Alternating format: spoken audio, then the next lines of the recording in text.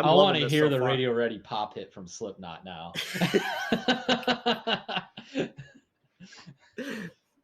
When I take off my mask and I turn the lights down low, baby, you got to know. Oh, man.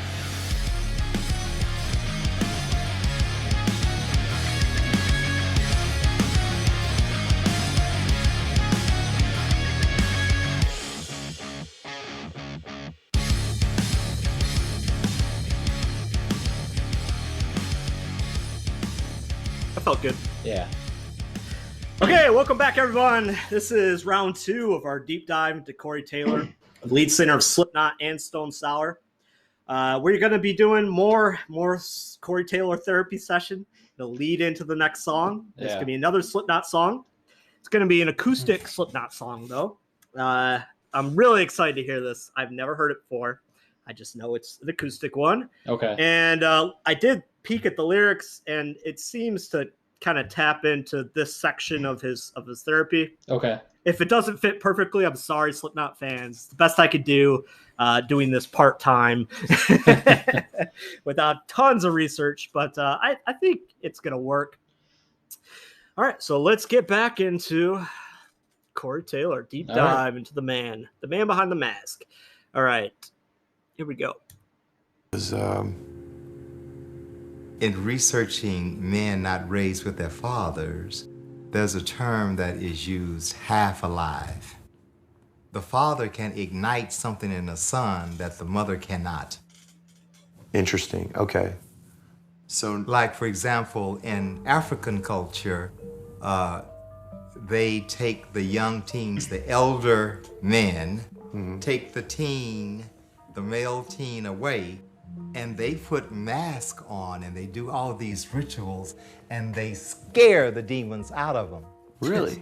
Corey's like, they stole our idea. So you had no male principle there to deal with the demons inside of you. Yeah. So then you acted them out.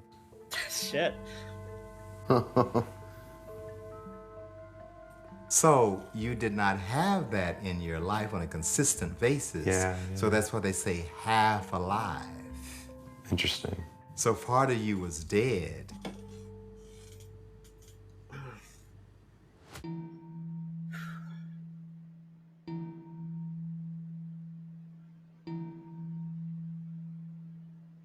To revision your work, I think you're in the mythic world.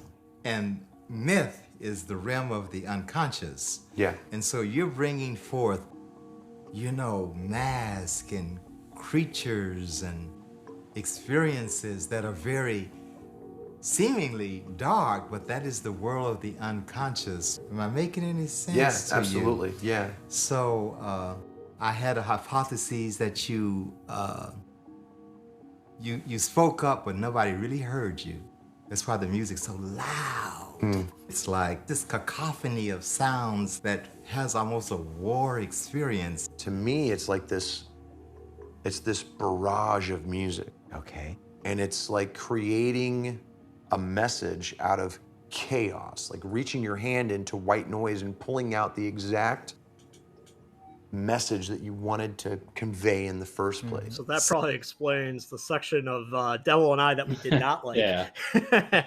His penchant for just trying to make music that sounds like total chaos. Yeah. It's kind of cool that when the therapist is talking about how the masks are like from this mythical unconscious realm, and then they show some like video of the masks. That's kind of cool because it's like, wow, the masks almost make a lot more sense now. Just their pure, just their design, the way they look and function, if you will. That it makes a lot more sense to me than it ever did in the past. And then there's like one thing that the therapist said that kind of caught me is he was like, I'll bet as a child, or his hypothesis that as a child, Corey Taylor spoke up but wasn't heard. And that's why the music's so loud. And it's something that, at least for me, I'm like, the one thing I can't stand in life is when I do speak and I have something of value and worth and nobody listens. And I'm like, is that why I like the loud music? So, God damn it, hear me. basically, yeah. All right, let's get back into it. Yeah. So talk about your relationship to self-harm. I mean, I only really seriously attempted suicide once. How? I took a bunch of pills at my grandmother's house and just basically laid on the floor.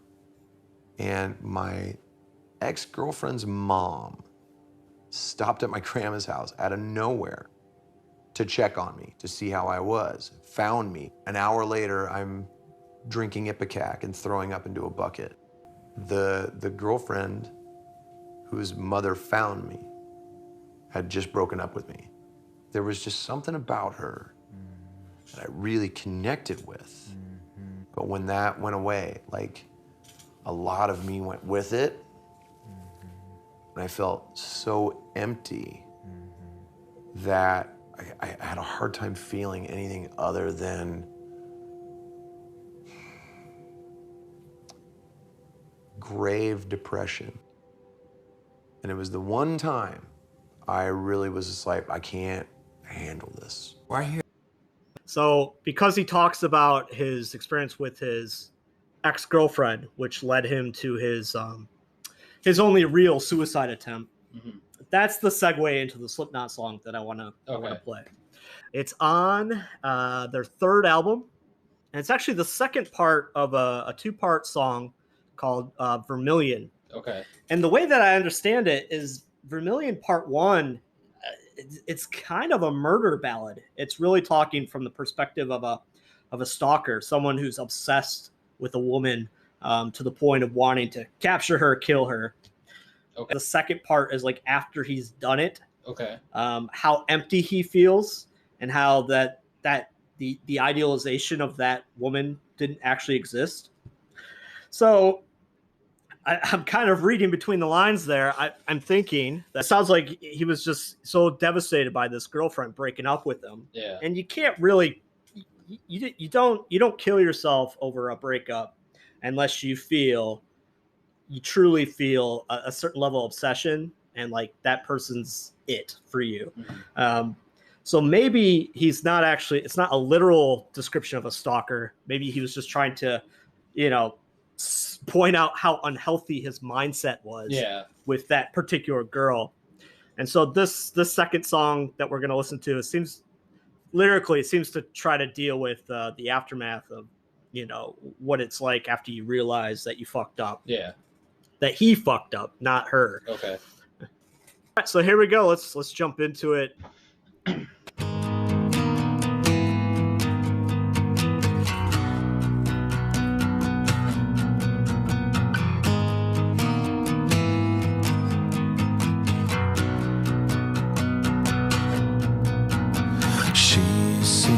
Dressed in all of me, stretched across my shame, all the torment and the pain leaked through and covered me.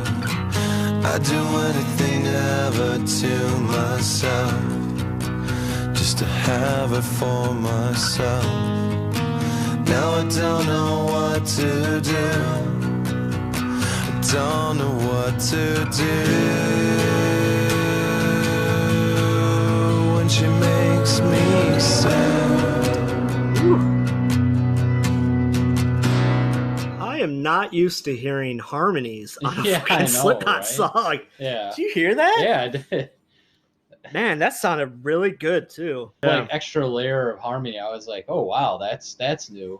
And honestly, all I can think of is Corey Taylor coming to the rest of Slipknot and being like, I got this idea for a song. So, not being in a band or being an artist, I always kind of wonder how those conversations, and I'm sure at times arguments go, because this is definitely outside the Slipknot wheelhouse, right? There've been a few interviews. There's one with James Hetfield, and there's one with the lead singer from Red Hot Chili Peppers, where they both had songs in their heads that were way outside what the bands normally did. And the Red Hot Chili Pepper one, I remember like he didn't want to take it to the band because he was worried about the reaction. And I think if I remember correctly, their reaction was very positive, and they were like, "Oh no, this is amazing. We should do it." And so I just kind of always wonder, like, how did he pitch this to the rest of Slipknot? And did they like fight him on it, or were they like, no? I wonder what the hardcore Slipknot fans thought of this when it came out. Yeah. Did they accept it or did they not? And it was if he attached it to the feelings from like what he's talking about from that therapy session. Yeah. Like if he brought that up at all, and like this is like, I know this song sounds very different, but this is what it's about. It's probably easier for everyone else to get on board with it. But I don't know. I love to be the fly on the wall to see that and how it came about. You know what I mean? Like that. I did read some research on the making of this album, and they fought a lot about direction of the band. Yeah. I guess like half the group wanted to go one way, the other half wanted to stick with what they knew. Yeah. And Corey Taylor said he felt like he was in the middle. I'm showing my bias. I'm happy. I'm happy for them that they did this. Yeah. I think it makes sense for them to do something like this. And it's not Nothing Else Matters. It's still got a dark vibe to it. Yeah. All right, here we go. The unattainable.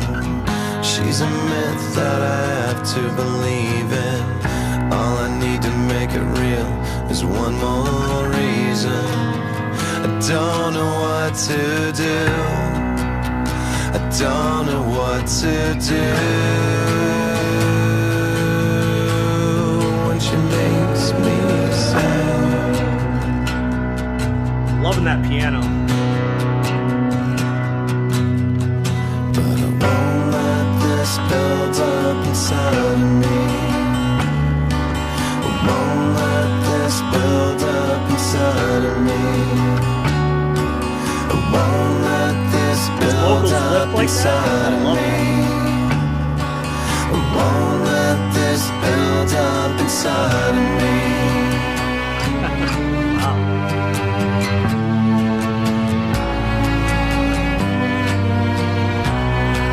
I catch in my throat, choke, torn into pieces. I won't, no, I don't want to be this, but I won't let this build up inside of me. So now they had the piano going, those dark notes, and then they brought in what sounds like cello quartet. I don't know, some strings. Definitely some strings. Yeah, I'm pretty impressed. I'm loving this so far. I really like it. I guess idolized another person the way he is in these lyrics, so I'm a little disconnected from it. You know, I think Corey Taylor and I definitely process some things differently. Like when he OD'd, what did his friends do? They dropped his body in the dumpster. Yeah. I mean, if you talk about like what we had in our high school years as the friends that we had, we really had each other. And so, you know, it allowed us to deal with our lonely virgin lives because we had a true bond with other people. Yeah. It sounded like he had nobody. Yeah. And then probably this one girl he really connected with, he thought that was the savior. Yeah. And then he lost it. So I think maybe that's the difference for him, particularly at that time. Yeah. And I think that also maybe explains why Slipknot makes a big deal about creating a new music family. Mm-hmm. You know, it's stealing from the KISS tradition, ICP tradition. It's like our fans are not just fans; they're part of the family. Yeah. They got their own name. They're maggots, and we are all here together as a family. There we go. All right. I don't want to be this, but I won't let this build up inside of me. I won't let this build up inside of me. I won't let this build up inside of me. I won't let this build up inside of me. Build up inside of me. Won't let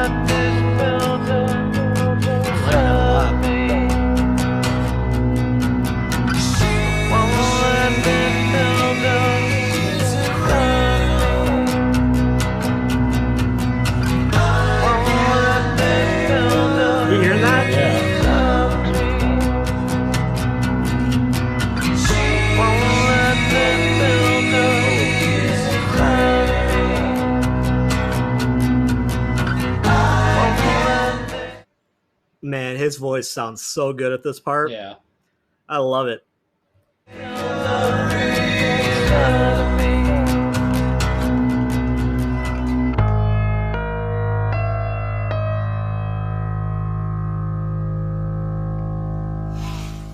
All right. So that was Vermilion Part 2.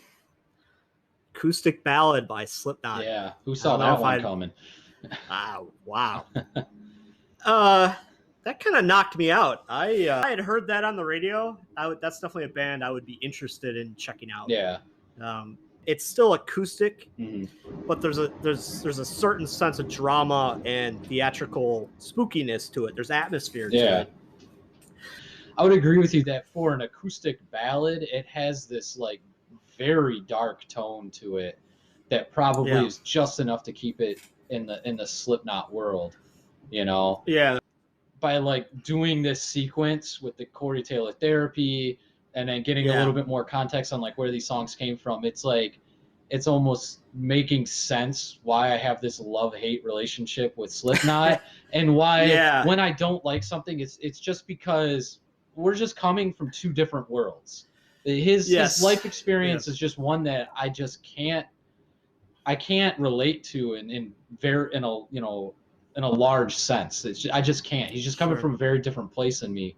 I feel better about myself for not liking Slipknot and almost I'm like, hey, it's okay. We're just looking at this from two very different perspectives and and for me, it's really helping me understand why so many people have told me that this band saved their life. Yeah. I mean, I'm not a fan. So as much as I bring up music with other people, I'm not bringing up Slipknot. I'm not bringing that name up. Yeah.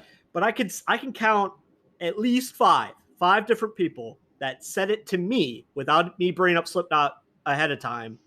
That Slipknot saved their life. They would be dead today if it weren't for this group. And man, I mean, anecdotally, the percentage of that it's shocking. And that's definitely what started making me think like maybe there's something more to this that I'm seeing. Yeah. I don't get where people were personally connecting so much in a positive way where they're saying it saved them. But now, through watching this therapy, starting to get into this a little bit more. Yeah. I'm starting to see it. Okay, so there you go. There's our acoustic Slipknot song. Yeah. Leave it there. So now we're going to get into the real sad stuff. Yeah. So, all right. So that'll be it for this one. All right. Take care, everybody.